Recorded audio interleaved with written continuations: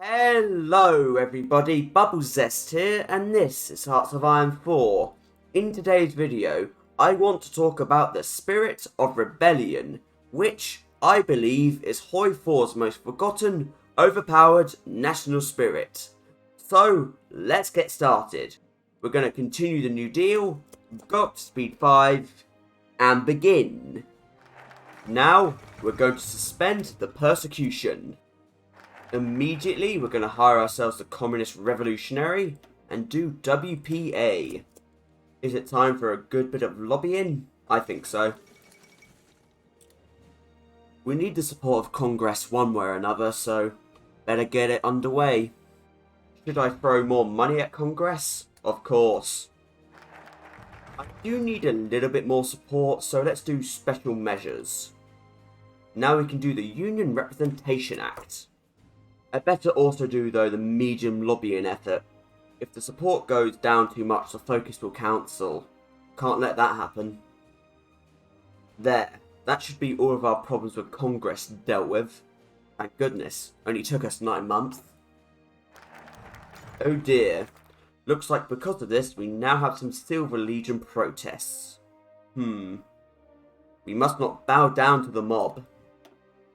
And you know what, for no reason whatsoever, let's desegregate the armed forces. No reason though, nothing to see here. Election of 36. Should I go for Landon or keep Roosevelt? Roosevelt for now. Again, nothing to see here, just gonna do full desegregation, nothing to see here. Oh dear, we have more protests. Oh well, nothing to see here though. I thought there were going to be more protests. Am I just going to hold focus for a moment? Sure, why not? Stop taking our tax revenue. Oh my, an armory now? Something is really weird with our arms industry right now. Anyway, in more important matters, let's grant statehood to Alaska. And I don't know. Yeah, the Agricultural Adjustment Act seems okay. The National Guard has been mobilized. Old Age Pension Act? Sure. We could use some more stuff right about now, couldn't we? But hey, at least we finally have political power coming in. Desertions? How very un-American. I'd say that as a Brit. Oh no! Secession! And a neutral bloc has formed. Well, here we go. Treason. This so-called neutral bloc are cowards, but they're definitely not enemies. That is a tiny, tiny CSA. What? That's not right. Oh, nope. The house has been divided. We've been here before, haven't we? Yep, the CSA... Nope. The C.A.S. has declared war. And here is where the Spirit of Rebellion is. Here it is. Recruitable population factor plus 25%. Consumer good factories minus 10. Division attack and defense plus 25. Training time minus 50. Equipment capture ratio plus 12.5. Wow. That is a lot, isn't it? Now, before we go any further, let's just make sure that communist Walt Disney has been gotten rid of. Can't have any shenanigans with him. But now, you see what our challenge is going to be today. We're going to see if this spirit right here is enough for us to win this American Civil War. But you might be thinking, Bubbles, you're still the United States. And that's true, but for once we're not in Iron Man, so I can just do this. A good bit of tag switching. There we go. And now we're the Confederacy of American States. Create an intelligence agency and get set up. We start with quite a lot of political power actually, so That's something. Let's go up to war economy and see the units we start with. 38 irregulars and volunteers. Oh dear, they're not very good, are they? Oh well, they'll have to do. We also have some American units behind us in San Antonio, so we better deal with them. But the plan right now is to cut America in half and then march on the other coast. Should be easy enough, but I don't know. Wow, don't even have any generals. What? At least we have some actual chiefs of army, otherwise it would be a nightmare. Anyway, let's better train up some infantry divisions. We clearly will need them. And no, I haven't actually sabotaged the American army, so this will be a fairly hard fight. We've got some very bad infantry templates, and they have the whole United States behind them. So, let's get started. This should be pretty fun. Oh god, though, this is not very fun. Look at this mess. Oh well, merge and get back down there. Do I at least have an air force? No. Great. This is a straight up 1v1. So, this should be fun, shouldn't it? For now, we better grab what we can before the US arrives, you know? Time for the spirit of rebellion to get started. Weird, but okay. Thank you, Germany. Oh dear, we can't just grab Washington immediately, and we have strikes immediately. Lovely. Okay, perfect. We've cut up the United States. So now the AI will have to scramble between here and there. And yep, history repeats itself. Volunteers from West Virginia? Yes, please. What's their template? Slightly better. Ooh, they've left Washington free. Can we take it? Yep, and we even somehow get volunteers from it. How weird. But again, not complaining. The way we're going to win this is quite simple and classic. It's encirclements. The AI, as we all know, isn't the best when it comes to fighting encirclements, so it's the only way to play. It does look like we're having some trouble with Texas, so let's put these 12 divisions to deal with them. Luckily, this is actually our core state, so the spirit of rebellion is actually affected. The main problem with the other American states, though, is that they aren't our cores, so we don't get the benefit from that. Oh, Jesus. Oh my. We just got some German volunteers, and the other America just got a load of Soviet volunteers. Oh, this is interesting. We can set up provisional state governments and get cores in some of our non-core states. I guess we should. Oklahoma and Kentucky. And the Texan insurrection has been snuffed out, so to the East Coast with you. Looks like the West Coast is going to be easier for us to take, so sure, we may as well. We did manage to lose Washington, so we've got to do that again. In the meanwhile, though, going to begin to break the US cipher. Do you think I can encircle this whole area around Cleveland? Because I think so. I didn't declare war on the unaligned states, because I think that would have just been unfair for the other America. Already, them defending will be quite hard, so I didn't want it to be completely unfair.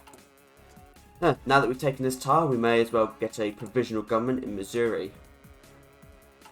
Oh dear, we already don't have that many guns, so... We'll purchase weapons from the neutral bloc.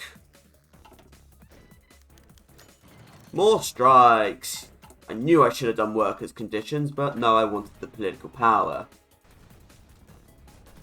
Come on! Just save that unit, we were so close to losing it. For focus, it really doesn't matter, we'll just do whatever sounds good. Like political effort for more PP considering the negative, and so on.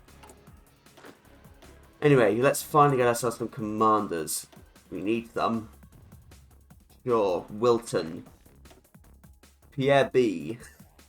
How could I not hire Pierre B? I'm sorry, I am definitely going to hire Walter. Considering how few guns we actually have, yeah, may as well integrate all volunteers into the army now. Much more useful. Thank you, even more equipment. Almost halved our deficit with that. To be fair, another reason for the deficit is the fact I'm training units. Looks like we've got a second Washington surge. And an encirclement of some Soviet volunteers. And we've actually made it to Los Angeles. How nice. And that unit just left Los Angeles, despite the fact if it stayed, I couldn't have done anything about it. And for the second time, Washington DC is mine. It all started in New Jersey. Always New Jersey. Anyway, more generals. Kirby Ford. At least you know how to naval invade. Oh man, it's already almost over for the United States. You know what, I'm going to actually stop so I can make more state provisional governments. Oh yeah, it looks like I inherited all the research from the US, which is interesting. You know, I think if this German unit took Baltimore, the US might capitulate. And I can't allow that. So let's use my powers of omnipresence, / being not an Iron Man, to just for no reason, get rid of these volunteers. Again though, nothing to see here folks, nothing to see. Samuel French. Ah yes, you look very French to me, clearly. The most French man in America. Why the hell did I just let myself do Liberty Ethos? Oh well. The one time you'll actually see me do that focus. Revel in it. Kansas and Colorado. Very well. God damn. The people are upset by 1% and now they're draft dodging. Very well. It looks like I've stalled this out enough anyway. Let's finish this. Although, let's get ourselves a field marshal. Kirby, you seem like the most sensible man. Right, begin. And the US has capitulated. Right. Let's just take the lot. And also the Philippines because they're here. Can't take the entirety of the fleet, can I? How rude. Okay, let's drop some ships. There.